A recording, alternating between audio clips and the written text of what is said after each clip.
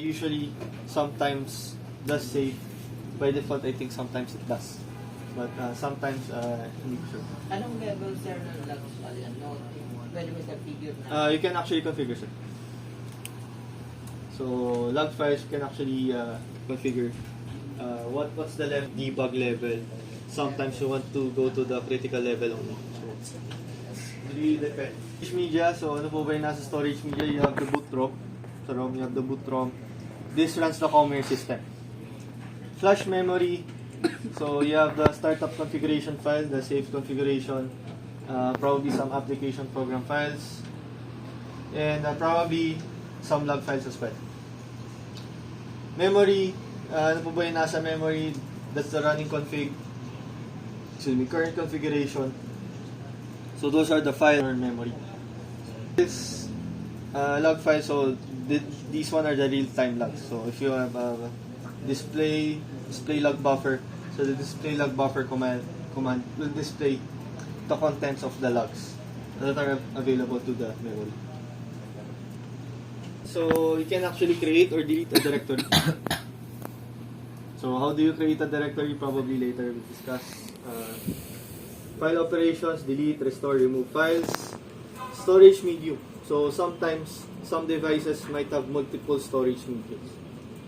You can actually go back and forth and setting prompt modes. Management. So in introduction to configuration files, we have two types of config files. The current configuration and of course the saved configuration.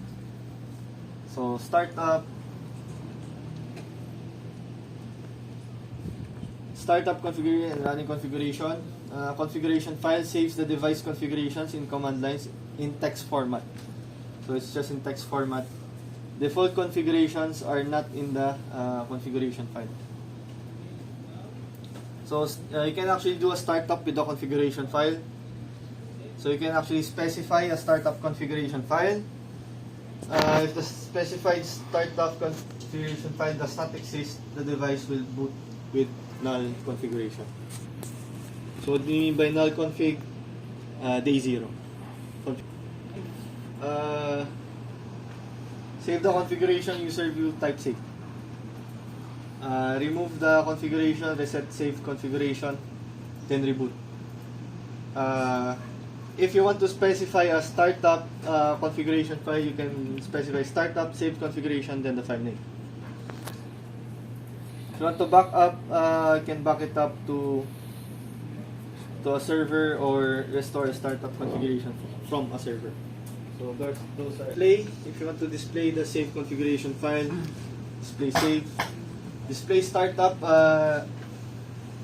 you might be confused. Startup, hindi display po nito is yung image, the Commvault image that will be running, and of course the save configuration file. So the startup parameters will be displayed from display startup.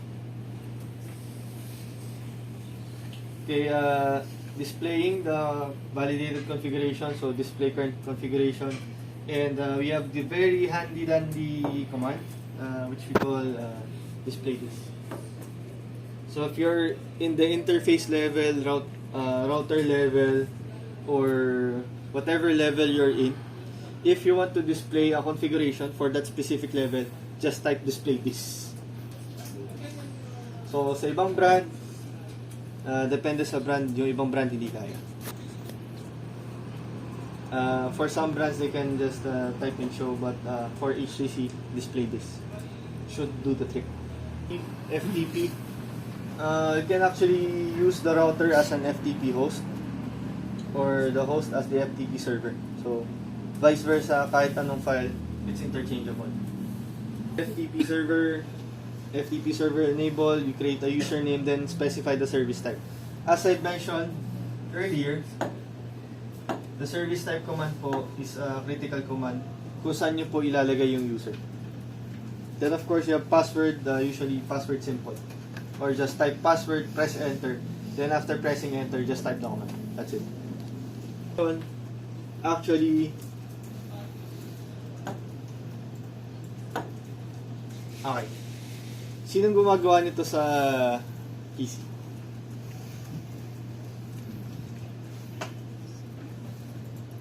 Si Sir Zoy lang. Mukhang hardcore eh, batak eh. Linux kasi sir. Linux ba? Okay. Because actually, if you can actually try, you just use Windows Explorer. You just use Windows Explorer, then type in FTP. Sample FTP. Sorry.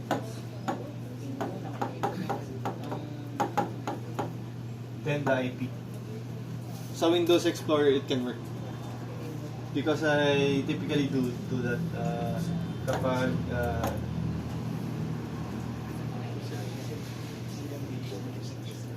so TFTP naman, usually it's the PC that's your TFTP server.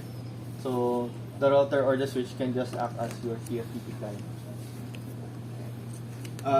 What's the difference between FTP and TFTP?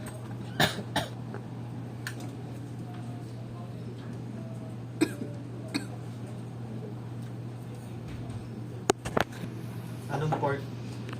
Hindi ko alam kung tama ako, alam ko 69. UDP 69. Pa-double check na lang. Alam ko UDP 69. FTP runs on TCP 20 and 21. So yun po yung main difference nila. One's running on TCP, one's running on UDP. Pa-double check nga sir. So ito po yung commands, TFTP server, get or put. So get, ibig sabihin kukuha ka dun sa server, put, ikaw yung nilalagay sa server. So usually file name, destination file name, usually just the file names. When you upload or download the file, there are multiple reachable routes, TFTP server, blah blah blah. Just as yun yung mga TFTP. At least for the TFTP side. When the device serves a TFTP client, can upload the file to the device to download the file. So download, upload, can do both. Same for FTP. So hindi minention dun sa FTP part na you can do both. So you can also do it using FTP.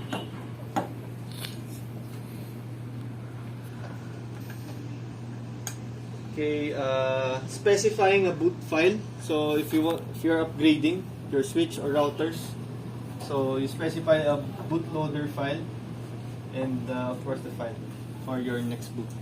Usually you do it when you upgrade. Then you can display bootloader.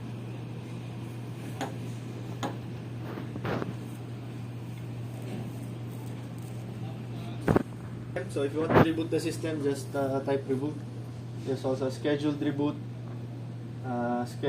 delay. So display scheduled reboot.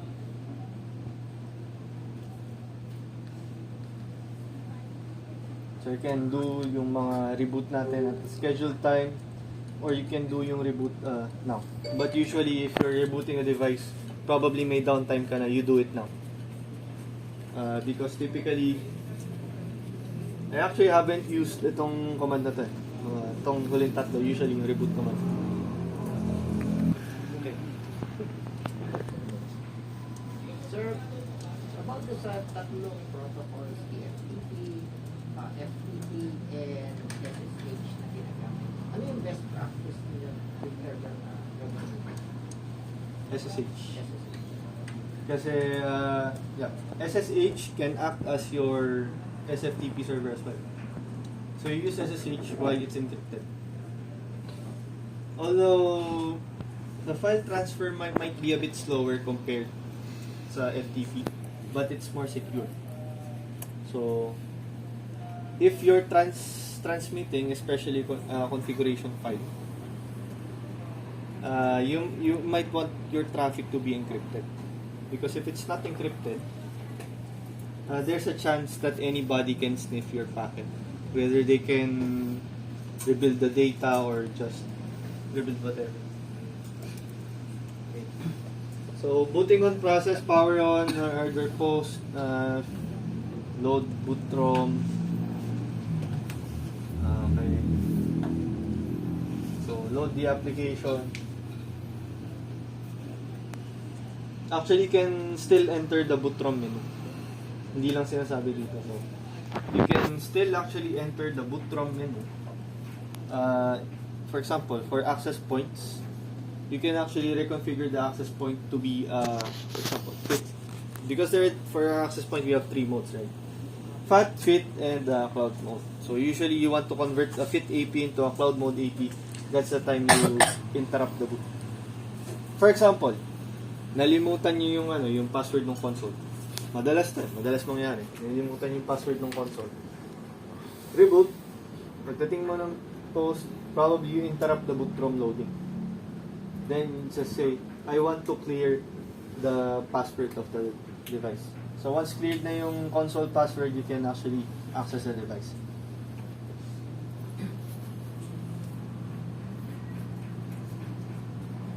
Router boot system example. So boot system is starting.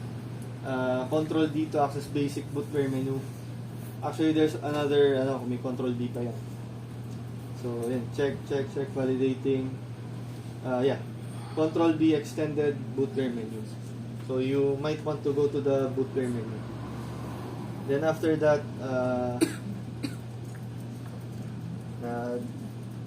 nakuha na yung system image, it already started, 9 AUX0 is available.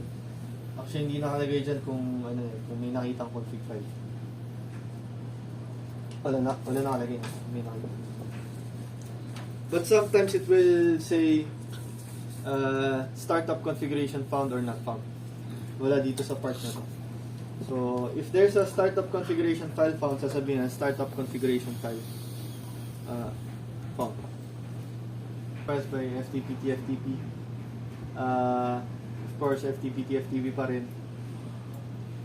Last but not the least, kapag, for example, inaccessible yung out-of-band management and you want to put a new firmware, wala kang out-of-band, can use Xmodem via boot ROM.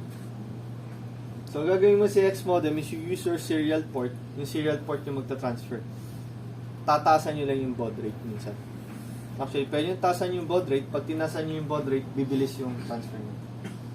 Kasi by default, 9600 bytes. So, that's 9.6 KB per second. Paano ko yung file mo 1 gig? So, gaano katagal yun? So, yun. Hindi sinabi dito yung Xmodem, but Xmodem is also possible when restoring files.